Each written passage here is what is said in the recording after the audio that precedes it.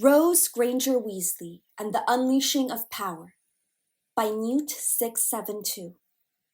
Prologue, May 1st, 1998. The massive snake lay still on the forest floor, upon a bed of fallen leaves. The ground was woven with gnarly tree roots that excellently camouflaged her body, which was protectively coiled around her 10 eggs. Her large body, roughly 12 feet long and as thick as a grown man's thigh, was covered in smooth scales that formed a reticulated pattern of irregular black-bordered nepeta-green diamond-like shapes and other smaller markings. The python had been dozing, basking in the sunlight that leaked through the interstices of the broadleaf trees that loomed above her. The large forest was teeming with vegetation, and hence it had been rather easy for her to find a safe place to lay her eggs, amongst the dense foliage. Had she laid her eggs out in the open in an exposed location, indisputably they would have been vulnerable to the many creatures that dwelled in the forbidden forest. The snake had been sleeping soundly, up until the moment when she suddenly jolted awake to the sound of someone calling her name. It was unmistakably a human voice, but they were speaking in parcel tongue, and so the python could understand what they were saying. She squirmed on the ground with indecision, reluctant to abandon her eggs, but simultaneously unwilling to ignore her master. After all, he was the father of her children. Having come to a decision, with one final glance at her eggs, she swiftly slithered away from the nesting spot, with even her tail soon disappearing out of sight as she blended in with her surroundings and headed towards the sound of Lord Voldemort's call. May 2nd, 1998. Less than 24 hours later, Nagini was killed during the Battle of Hogwarts, slain by the sword of Gryffindor at the hands of Neville Longbottom.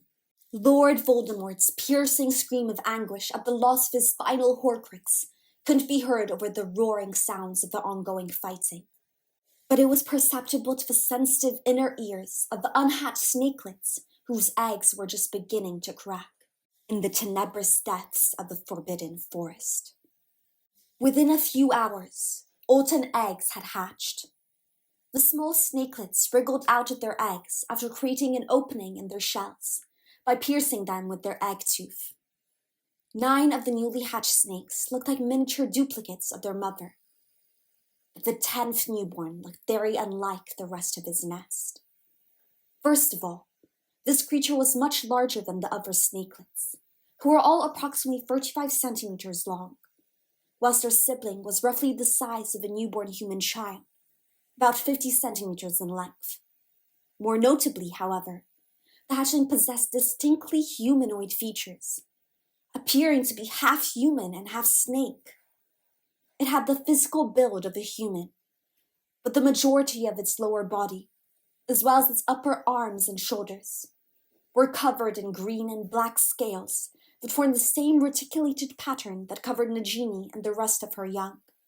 The half-breed had eyes the color of blood and slits instead of nostrils.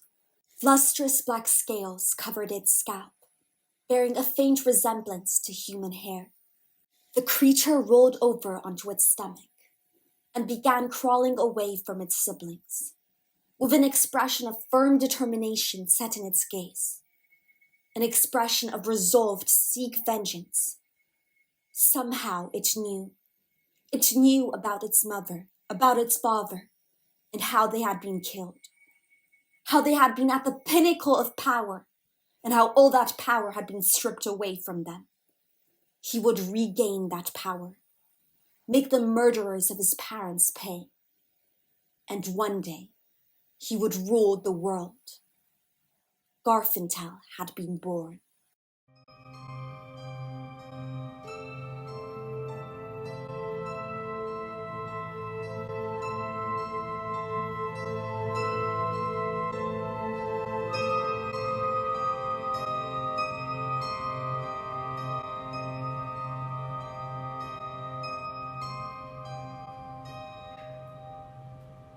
Thank you for listening to the prologue of my original work, Rose Granger-Weasley and the Unleashing of Power. Disclaimer, I do not own the Harry Potter series. All credit for creating this remarkable universe goes to J.K. Rowling. Just a reminder, as this is my original work, I retain all rights provided by copyright law.